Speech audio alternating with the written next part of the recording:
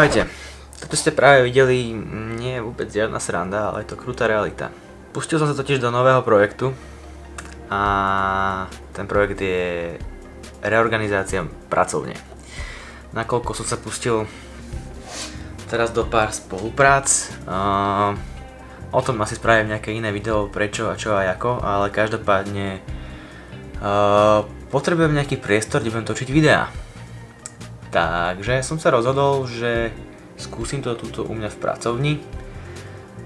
Skúsim trošku nejak inak rozmiestniť veci, povyhadzovať všetko, čo som naškrečkoval za posledných pár rokov, čo asi poznáte každý. Toto si odložím, toto sa možno zíde a nie, nezíde sa to, lebo jak je rok dlhý, tak som to nevidel a nepoužil. Tento bordel, čo ste okolo všade mňa videli, idem teraz triediť a bude to asi dosť veľký pain, takže nechce sa mi vôbec, ale treba, takže no way. Ešte by som ozrejmil vlastne, že tu už nejaká zmena nastala, ale som tu zabudol natočiť, takže aspoň takto nejak obrazne táto skriňa, táto kocka, obviously poznáte IKEA style, bola celá tam.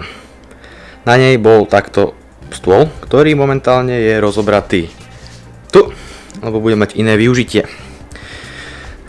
Tam tá skrinka v rohu s telkou bola ešte včera tu a táto skrinka, čo je teraz tu, bola celá v rohu tam a tento nádherný, luxusný, exkluzívnymi vecami zaprataný gauč bol tu. Dúfam, že sa mi z tohto miesta podarí spraviť aspoň ako také provizorné štúdio, takže budem točiť aj naďalej a uvidíme, jak to dopadne.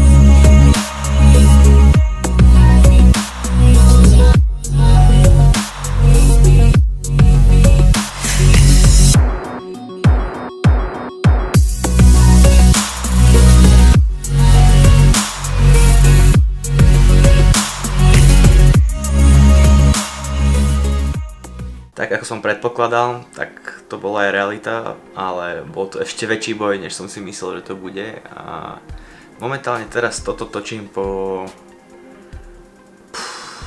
asi týždni a pár dňoch potom, jak som začal toto točenie s prerábkou tejto izby.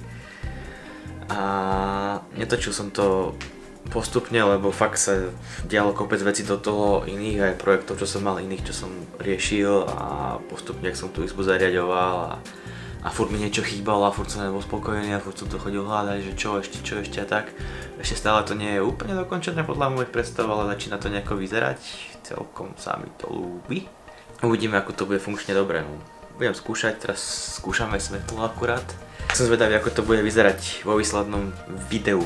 Však poďme sa na to pozrieť. Takže pár záberov som tam už dal, ale tu máme skrinku Assassinmi. Ako fanúšik to musím mať samozrejme. Tuto mám pekne svetlo. Také na začiatok postačujúce asi. Kajte. To takto. Trošku zapneme svetlo, nech ma je aj vidno. Asi takto nejako by to mohlo byť. Takže tu mám takto po novom aj stôl a je to super, tieto nohy z Ikei sú podľa mňa úplne, že fakt, že pecka. Lebo som si povedal, že potrebujem ten priestor mať trochu taký variovateľnejší, lebo ešte mám plátno a podobne, čiže keď budem potrebovať nejaké iné veci točiť alebo fotiť a podobne, tak nech tento priestor nech je také voľnejší, čiže to viem úplne ľahko, dosku dám preč, nohy dám na bok a mám krásny veľký space, kde môžem robiť veci. Čiže toto odporúčam, keď niekto rozmýšľa, tak fakt, že pecka z Ikei za pár eur úplne super stojaný. Takže tak no, hovoríme to ešte trošku bordel, ako napríklad tu mám nejaké veci, ešte staré knihy. Keby ste niekto z ekonomickej chceli nejaké knihy, skripta a podobne, tak hurá, sem s tým. A tu je ešte stará stolička kancelárska, ktorá si hľadá svojho nového majiteľa. Kľudne ho darujem, lebo už má pár rokov za sebou.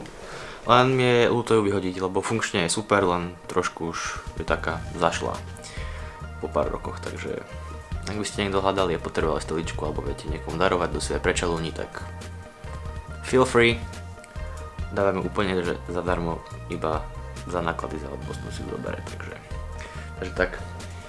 No, takže som zvedavý, jak to tu bude vyzerať, jak sa to tu bude vyvíjať. Celkom sa teším a som rád, lebo keďže človek chce niečo tvoriť, tak je to celkom hard nájsť nejaký priestor a kde by mohol točiť, hlavne teraz, keď pomaličky už bude zima a vonku asi nebudem môcť stále točiť, lebo bude chladno a podobne. To by bolo z tejto prerábky zatiaľ asi všetko. Neviem, či to bolo zaujímavé video, pre mňa určite hej na pamiatku, ak sa to tu trošku pomenilo a vyvíjalo. Čaká ma tam na stole ešte práca. Konečne po neviem akej dobe a teším sa, lebo život freelancera, začínajúceho freelancera je celkom zaujímavý.